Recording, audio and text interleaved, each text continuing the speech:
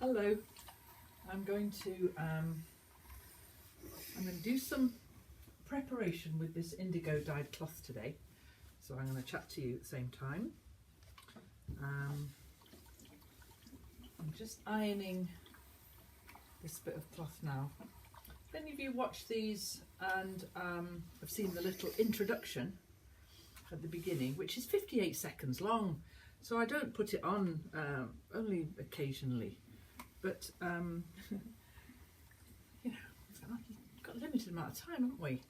58 seconds is 58 seconds.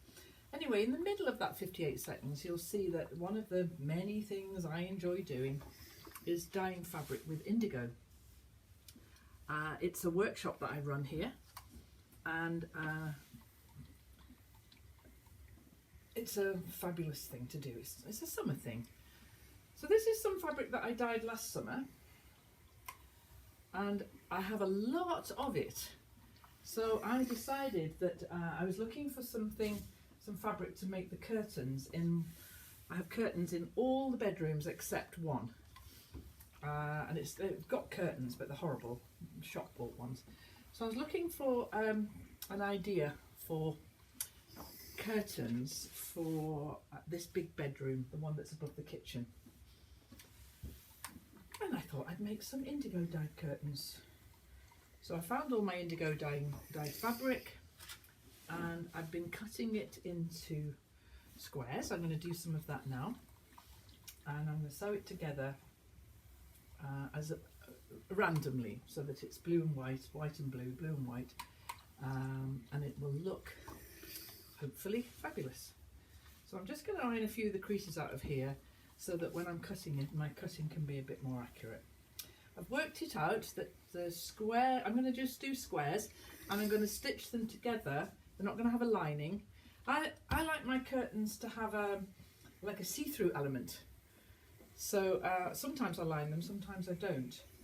And these aren't going to be lined. These are going to be sewn together with the seams as part of the design. There's a type of patchwork called pajagi, which you'll have heard of possibly, and it's a Korean. It's a method that comes from Korea.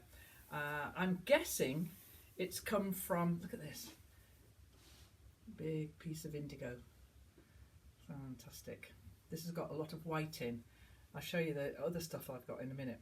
So pajagi seams then, I'm kind of guessing that these, you know, historically, these clever Korean women took every tiny scrap of fabric and pieced it together so as not to waste anything, and a single layer, so that the light can shine through it. It looks like stained glass. I've got some curtains like that upstairs already.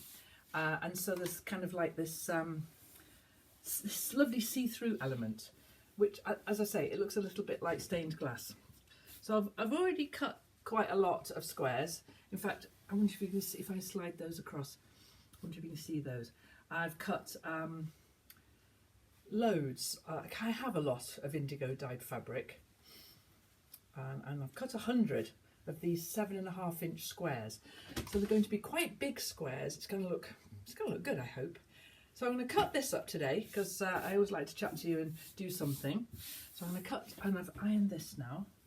I'll just get that on my cutting mat beautifully squared up. And I worked out that the curtains are the full size, the windows are the full size of the room. And so, but they're quite narrow. So there's a lot of curtain. I worked out that in order to make them full when they're drawn and look fantastic when they're open, I need 715 of these squares. I think it was 715.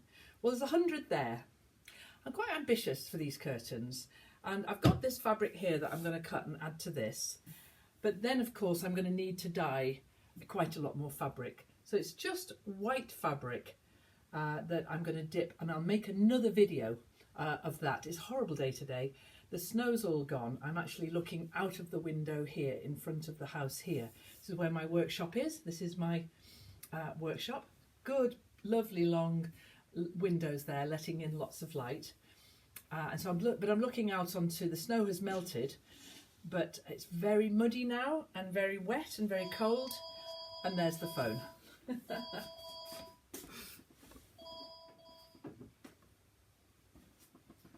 So that little interruption was a cold call from somebody trying to sell me something. Very annoying. The only time the phone rings these days is someone trying to sell me something.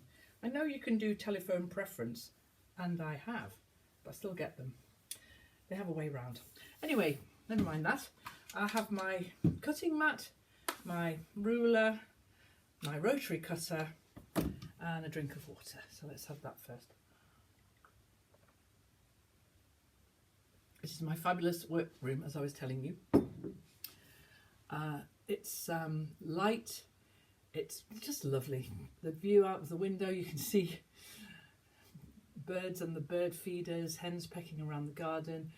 Quite a lot of weeds. There's a lot of work needs to be done in the garden, but it is just not the weather for working in the garden. So that's why I'm going to do this. I had some music on earlier on, but I'll be just chatting away with you now. So this piece of fabric, it's just cotton. Bought it from IKEA. It's £2 a metre, cheap as chips, and very good for this kind of thing where you don't really need it to be exceptionally good quality. So first thing I'm going to do then is cut off the selvage, because I don't want the selvage having anything to do with these pajagi seams. Now I've got these 100 that I've cut out of what I've got. This will make another quite a few more. I'm going to need to dye some more. So the other day I prepared some fabric for the next indigo dye bath that I might do, and it's terribly simple. I've just concertinaed this fabric in and tied it off at a few places. This one's got a load of clips that'll come out like splodgy with little dots and so on. Another tied one. This one's just knotted loosely, and I don't want patterns really. I just want, you know, so what we've got here in this pile, for instance, there's a lovely blue, bit like the sky, and if I open it up, we've got pale blue and so on. So when these come together, this one here is lovely, the one I'm doing at the moment, because it's got a lot of white in it, so I'll be able to do some lovely contrasts. This one, this is a nice one. We've got some lovely stripes. That one, this one, I'll do a proper indigo dyeing video for you, but this one is created, I'll show you, like this. So you wrap cotton cloth around a plastic tube, tie the string around it, and then condense it down, compress it down like that, and then you stick that in the dye bath. Be an interesting day when we do that. I've got to wait for it to be for me to want to be outside for a while. I absolutely don't want to be outside at the moment. I've been out. I've done the hens. I've done the, you know, broken the ice on the water feeders. All of that. I don't actually want to be outside today. Soon we'll do an indigo dyeing day in the pavilion, and that'll be nice. So today then, this is what I'm going to do: is cut 7.5-inch squares. Now of course I've got my cutting ruler and my cutting mat, and I could count really carefully, but the way that I do this, because it's accuracy is important, but it's not vital for this.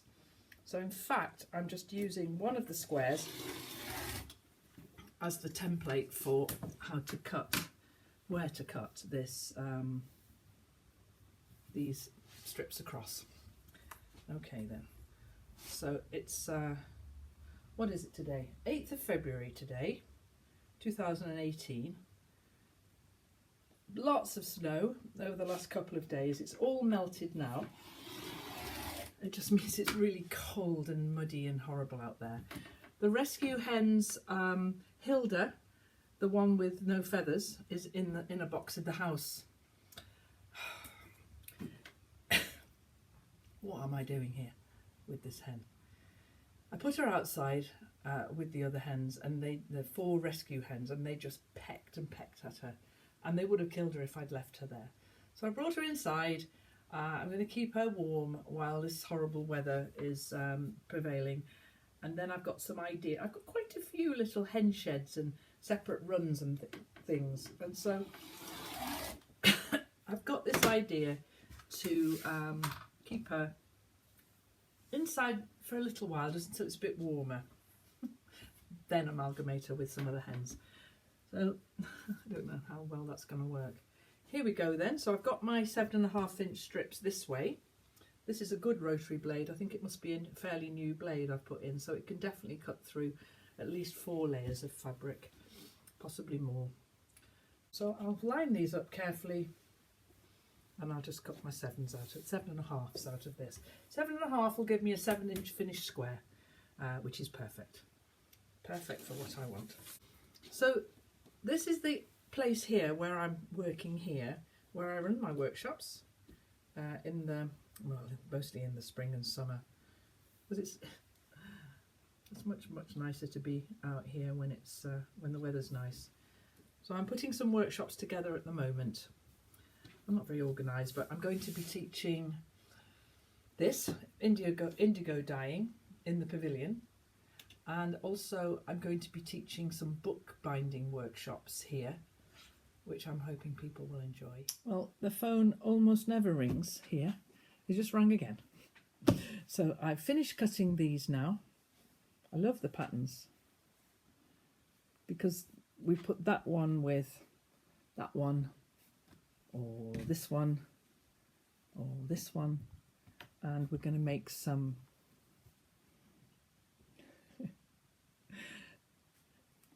lovely contrasts, some lovely contrasting shapes with the blues and the whites and the lines. So a couple of follow-ups to this then. I will, when the weather's nice, we'll go outside and we'll dye some indigo, playing with Sadie, and then when I've got all the squares that I want cut, and I'm just going to dig out all the scraps of white cotton that I've got, which is quite a lot, and prepare them in this way so that they're randomly tied or whatever, and then I'll dye them when I have the nice weather to do that. It doesn't matter when these curtains are done, they'll be done for the summer, and so that's the important thing. Okay then, so 2 interruptions while I was making this video, but never mind. So we've got 2 more videos in prospect. The one where we do some more dyeing with some of this, these prepared bits of cloth that I've made, and then there'll be the one where I start to design it. Now, all this mess on the wall behind me is my design wall, and I'll take everything off there, and then I can put the pieces of fabric up, like the layout, pin it together, and then we'll do some sewing workshops as well. Because I'm going to, you can hand stitch pajagi, and I've done that, but we're going to machine stitch these. What I might do is, just at the end of this, I might just put some photographs of previous bits of pajagi that I've done. There's 2 cats on the table. Let's just scoot round and say hi to Sadie, because she's decided that it's probably quite a good idea to sit on the table as well, with her back to Mima. Hey, yeah, go on, sit on the fabric. So, having cut all this fabric very carefully, I've now got a cat there who thinks it's a really good idea to go to sleep on it.